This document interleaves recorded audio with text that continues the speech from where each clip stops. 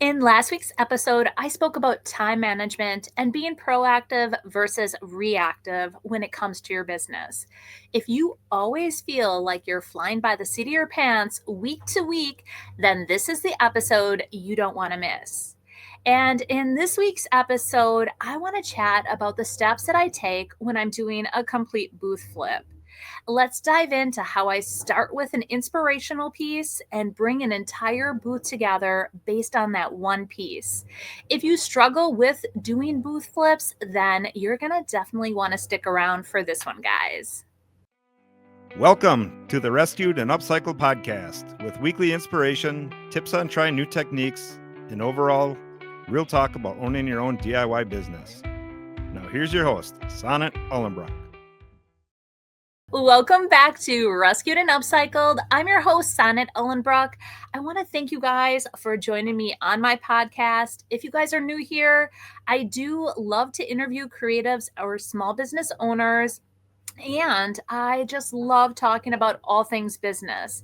So this year, I have decided to incorporate some more design and decor topics to the podcast. And this week, though, we are jumping right back in to booth life. So I hope that I have been inspiring you along with my guest hosts week to week. But let's get rolling. Now, in today's episode, let's talk about booth flips.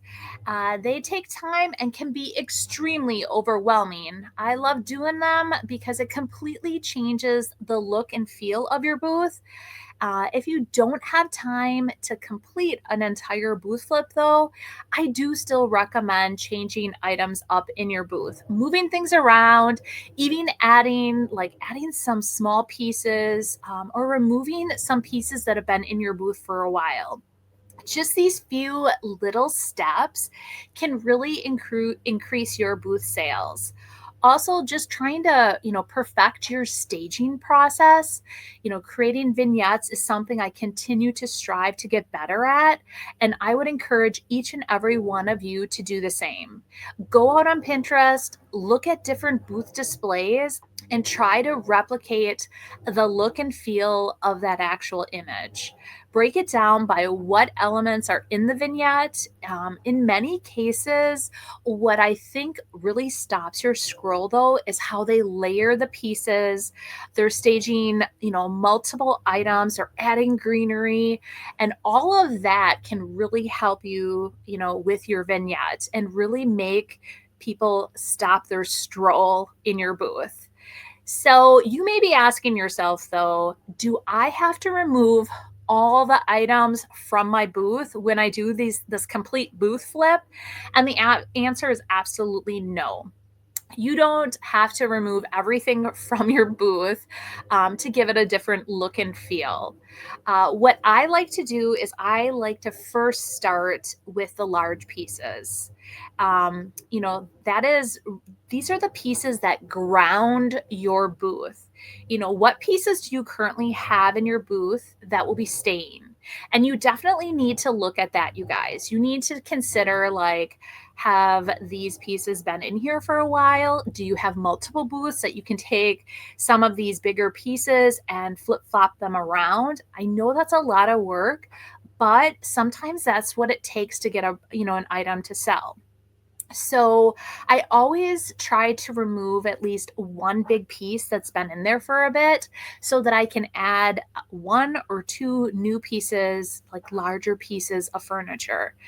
I love it when items actually sell, so I don't have to remove them, but that doesn't always happen. So for my very first upcoming booth flip, I'm going to be doing the Yield Goat. And I was very, very lucky, you guys, because two large pieces of furniture already sold. Along with several of the chairs. And I just am very fortunate when that happens. I also had to put a table in my booth that I found in the garbage recently that was in pretty good condition. And that is currently in there. So because these pieces sold, sometimes I have to go out into my storage unit and grab things that I don't have totally prepared and ready to go in my booth just as a filler. So I did have to put that in there. So that will be coming out and going back into my storage unit for an upcoming flip. I'm not loving how it looks. I don't even think I put a price tag on it, to be honest. I probably should have, um, but yeah, I just needed something to house my small pieces on, and that was something that was readily available. So with that said, I want to add a new large piece of furniture and then some additional chairs to the Yield Goat booth. I found a bottom portion of an Ethan Allen buffet in the garbage, and it was in great condition, you guys, but just needed some updating. So I don't know if you're familiar with like that Ethan Allen look. The color is not even horrible, and like I said, it is in really good condition. I've already sanded down the top to bare wood, and I did this a while ago actually, and it's been sitting there. I have been trying to figure out what I want it to do with the bottom. Like, first of all, how do I want to stain the top? What do I want to paint the bottom? What hardware do I want? And these have been, I've been contemplating it because I want it to be able to slide into one of my booth displays, and I don't want to have to change a ton of other stuff. Um, I currently I'm envisioning for this piece. I'm envisioning like more of like a lighter top to it and more of a darker bottom. So honestly, what color did I want to paint it? Initially, I was leaning towards like a navy blue. And on a recent thrifting mission, I found these beautiful pillows, you guys. They still had the tags on them, and it's actually, they're so cool. They are like, they have whites. The back side is white, but the front, it's actually like ripped jean material, and they're all like woven together, and it is like a navy blue. So I wish that I would have just gone with my gut instinct back when I didn't know what I wanted to do with the base. Because these pillows had the navy blue in them, I am definitely going to roll with painting the bottom of the buffet the cottage color by DIY Paint called Pacific. And it is a beautiful navy blue, you guys. And I'm still deciding on the top. I don't know. I'm not sure if I want like more of like a gray hue or just more of like an all natural. But I'm going to get the bottom done, and I've decided on these very beautiful gold handles. So I'm actually going to be finishing that piece up. But in the interim, I still have to pull all these other pieces out together to get my booth ready to flip. So first and foremost, I'm going to go into my storage unit. I'm going to pull out a couple chairs, and I plan on painting those white. And I have some other white furniture pieces in my booth right now. Like I told you earlier, thank goodness I sold this like very large, like it was a kind of like a lane chest, but it was up high. It was very large, and it was taking up a big space, and it actually had moved from two of my booths, and this was the third booth it was in, and I knew eventually it would sell. You could use it as like a hope chest at the end of a bed, but you could also use it, the shape and size of it, and I put hairpin legs on it, that you could actually use it for like a table, like a living room table. So I was like, I'm like, I cannot believe this thing has not sold. And it finally did. So I was really excited about that. Another hope chest as well sold. So I was very excited about that. And a dresser actually sold prior to that. So I've actually had like 3 big pieces. Some chairs sold out of my booth. So I think by adding a couple additional white chairs near this, like with this navy blue and with these two pillows, I think it's going to be perfect. So that is going to go into one vignette. And keep in mind, too, you guys, chairs for stacking add great height to any vignette. I'm also going to possibly, now this is a possible, I'm going to pull a table and chair set from another booth to add to this booth. And at the Yield Goat, my table and chair sets always seem to sell. And at this, I've re-navigated my booth. I've added two different, or actually three different paint lines. And so I've kind of like made my booth space where I have all of my vignettes. It is actually like condensed down. So it's harder to create as many vignettes because the space is not as large and it's a little bit more narrow now, which makes it a little bit more difficult to display pieces or just like creating my vignettes. So I have been finagling and trying to like get a better grip or like grasp of how I want to display, like create little vignettes within this space. But now also another side note is I always think I have more space than I actually have, you guys. And so that table and chairs are going to be added at the very, very end. But in the back of my mind, I know that I have two different tables and chair sets over at another one of my booths. And that is going to be a booth that I'm going to flip next. So I really want to take one of those sets and bring it over here to the Yield Goat. Now, once I have these large pieces decided, like I have, and I want to, get everything prepped and ready to add to my booth, I start, as I'm prepping these pieces, I'm going to start drawing out how I want the layout of my booth. I've done it where I just show up and I have no idea where I'm going to place any of the pieces. And it turns into complete chaos. So I just recommend, first and foremost, once you have an idea, like the pillows, you guys, kind of are like my inspirational piece. They drove like the color combination that I'm going for the spring booth flip. Now, do I have to just add all blues, whites? No, I'm going to add in some other colors too. Obviously, I'll have maybe some black pieces. I'll have some yellows. I'm definitely going to make it try to feel very cohesive. And the things that don't fit, I will definitely remove from my booth. But so once I get those big pieces though, laid out on like a diagram of where I want to place them in my booth, I try to envision like, how am I going to layer some of these items? Because I have my big pieces, but then I have like my medium pieces.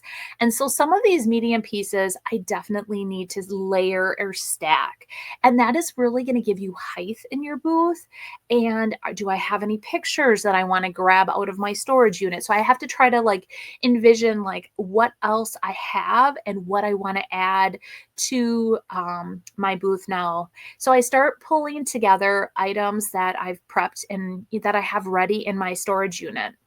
One thing that I have been trying to be so good at is after I go thrifting, I've been trying to immediately clean the item and price the items and have them ready to just add. So I do have like a staging in my storage unit. I have several different shelving units, and one of them is a staging. It's a staging shelving unit, and that I have like items put together. So like I have all my baskets together. I have my suitcases. I have all my glassware. So that way, like I can look and I'm like, okay, I want to grab these vintage glasses. I want to grab this vintage pitcher. I want to add, and then I have a bunch of like pictures that I want to add. So I have those and I'm like, oh, this will look good with this. And so what I do is I go in and then I pull all the different pieces that I think will go really nicely with this booth flip. And since I've been doing this, You guys, it has like helped me so much. And now that I know what color combination I'm using in the Yield Goat Spring Booth Flip, if I do any upcycling or like flips for items that I've recently thrifted, I am going to definitely be using some of those that same color palette. So I'm trying to be very proactive. And I also, after I do my booth or my upcycles of items. And if you don't know, every Friday I put out a video, and one of my viewers' favorite videos are Thrift to Treasures, where I take items that I've recently thrifted and I upcycle them and I give them new life. And I have been taking those items as well, and I've been pricing those too. So just doing this like as you're going makes it so easy. So one thing I hate doing is I hate pricing. And I have talked about this on my podcast numerous times. That is like my least favorite thing to do is price. And honestly, you guys, having this all like pre-done makes things so easy. So, if I would recommend or give you one recommendation is like do that staging area, have it available, like where you have like items together, you have things like pre-priced. It just really makes your booth flips so much easier. Now, again, this is still a work in progress for me. I'm not saying I'm 100% perfect. Nobody's ever perfect. So, where I have my staging area in my storage unit, I'm still, like I said, I'm still perfecting this process because it is fairly new. I started doing it last year. I've had my storage unit for a little over a year, and honestly, it was the best thing that I ever did. Eventually, though, I'm really thinking about taking, as I organize area like my garage a little further, I am thinking about possibly like getting rid of my storage unit and then bringing everything here home, because it would be much easier if I had everything readily available in my garage. But also, if you knew how much stuff was in my storage unit, you would probably understand why it's currently there. So I still need to get much more organized here at home before it all comes back. But like I said, just try to like get into the habit of pricing, as you're buying, because believe me, you guys, I love thrifting, but I hate pricing, and that's like I'm dragging my feet. So now, what I'm looking for items to pull together for my vignettes is, after I choose my color palette, that is like the first and foremost thing I do after I've been inspired. And so, obviously, this time around, in this booth flip and some of my vignettes, we're going to have blues, whites, and I'll mostly, like I said before, try to pop in some yellows, some greenery. I definitely want to add in some wood tones, and if I have any like porch blankets, different crates, any stools. Crates and stools definitely add different height as well to your different displays.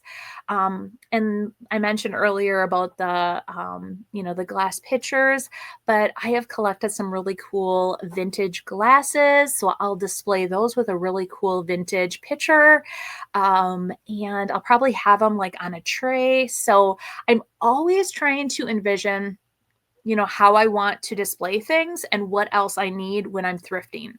So once I go in and I am pulling all these different items together, that's when I actually head over to the booth and I start the whole process. I first want to see what items I want to take out. You do not want to go there with an entire full carload and you're taking out a full carload.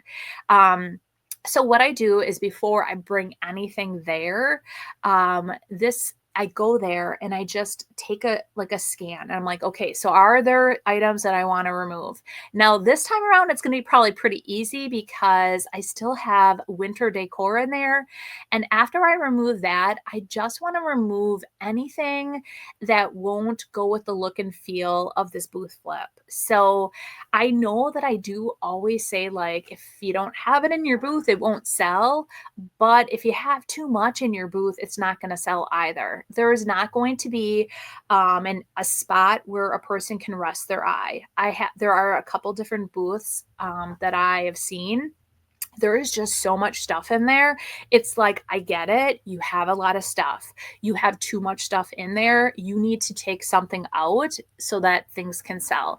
Otherwise, people will be like feeling like overwhelmed when they walk by your booth. Some other items too that you want to bring, definitely bring all your cleaning supplies like Windex, paper towel, Pledge, grab a vacuum. If you're taking the time to do this full booth flip, definitely really clean it up too. So it's crazy. Like, I go in there, I'm like, oh my gosh, look at all these dust bunnies and look at like the dust on things. So I'm always wiping things down and cleaning things up. But what I do after I pull all of that, the day that I'm actually doing the flip, the first thing I do is I start moving the big and large pieces to the spots that I have on the diagram. I'm going to see how they actually all fit. Like I said earlier, you guys, I always think I have more space than I truly do. So after I get all those large pieces in place, and I still have the small and medium pieces that need to be placed as well. So what I have done, or as I'm moving items around, what I like to do is take all the small or medium pieces that I have in my booth and I try to like pull them aside.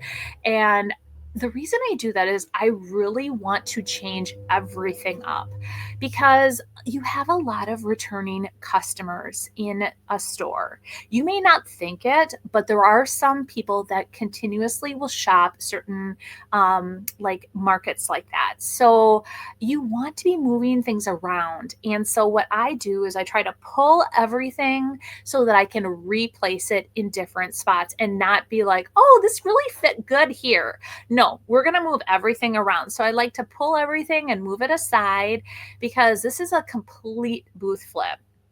So once I do that, at that point, this is when I'm going to decide, like where I want all my medium pieces. And I start placing all of those. And by doing that, then I start to create the vignettes. I start layering items to create that depth and dimension. And each vignette, you guys, you want to add different textures, colors, you want greenery.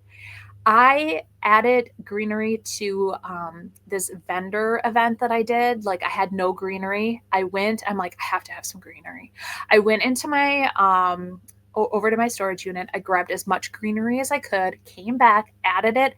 It completely changed that booth display, honestly, you guys. So if you do not have greenery, and you can't always thrift it. So I would recommend starting to source it out and add some greenery.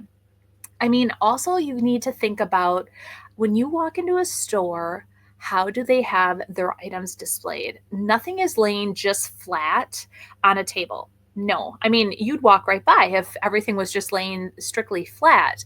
Layering is key. So you want to create an experience for your shopper. And this is something that I am continuously working on, adding in elements that may not even be for sale, like to just take your display to the next level.